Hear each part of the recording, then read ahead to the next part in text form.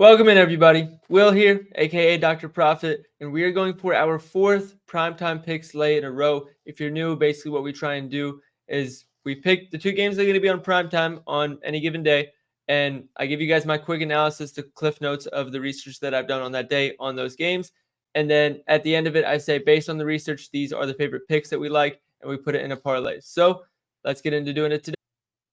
We're going to start off with the Knicks defense, and as you can see, this is blank. It is not a mistake. Ever since they made that Anunoby trade, whether Anunoby's playing or not, their defense has just gone to a whole other level. You see, they are good at defending pull-up shooting, catch and shoot, interior scoring. They don't allow assists. They don't allow putbacks. They're good at defending the post-up. They're good at defending handoffs and transition. So you might look at this and say, all right, who's going to score? What props are we targeting for the overs if they're good at defending pull-ups, catch and shoot, and interior scoring? And the answer is you don't target any of them. You just target unders against the Knicks, and you don't question it. And at the end, when I show you guys my pick afterwards, I'm going to go into a little bit more as to why that's the case.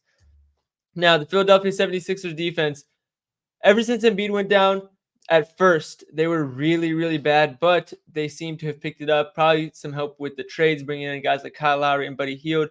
But just in general, they're either middle of the pack or good against most metrics, including catch and shoot, assists, defending the ball handler in the pick and roll, and defending handoffs. So in those screen actions, the guy who has the ball or is getting the ball is usually being pressured on.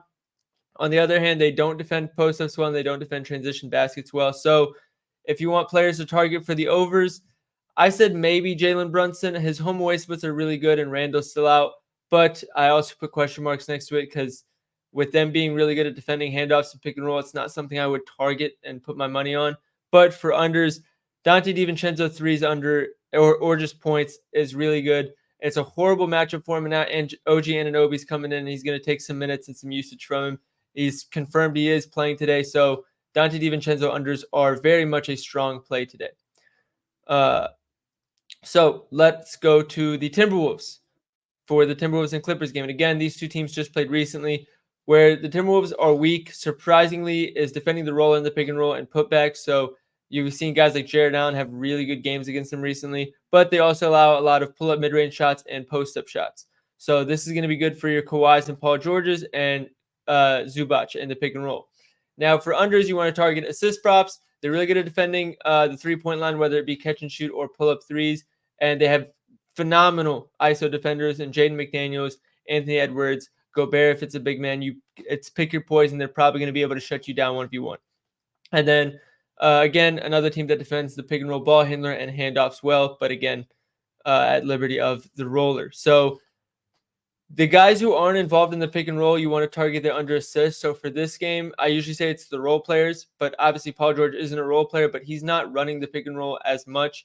The last 10 games, he's only averaging 4.3 potential assists a game. And even in the last 3 without Russell Westbrook, he's only averaging 3.7. So his volume has been excessively low, and this is a matchup that is going to get even worse for him. He only had 2 potential assists against Minnesota last game even.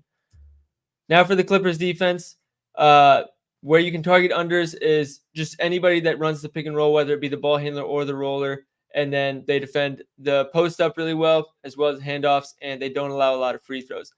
As far as their weaknesses, they do allow a lot of assists, a lot of putbacks and offensive rebounds, and a lot in transition. So overs, you could target Anthony Edwards, points or assists. So I just put PA. And as far as unders, you could target Gobert PA because of the lack of putbacks or the lack of the roller in the pick and roll and post ups and handoffs. So Gobert has a pretty solid history against Zubac, so I wouldn't go that route. I would focus on Anthony Edwards in this situation. So given everything we've talked about, this is the parlay I ended up putting together. It's plus 194. And I told you guys I had one more thing to share in regards to the 76ers and Knicks game, and here it is. Since they made the OJ Anunoby trade on January 1st, the Knicks games have gone 26-6 for the under, and 3 of the games that went over by like a few points. So the scoring is excessively low in these Knicks games, and I think the last 3 games, their opponent hasn't even crossed 100 points.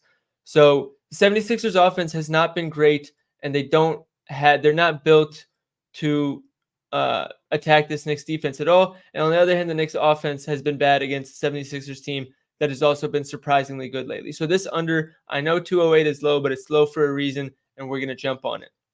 On the Timberwolves and Clippers side, we're going to go Anthony Edwards assists.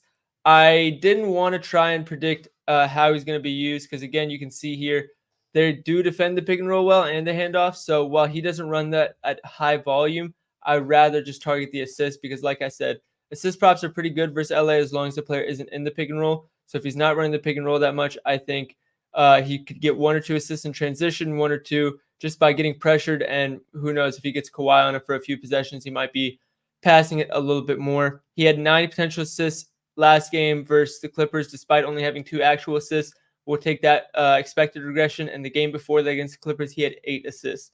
Paul George, on the other hand, we talked about how low his usage has been. In the last game, he only had 2 potential assists.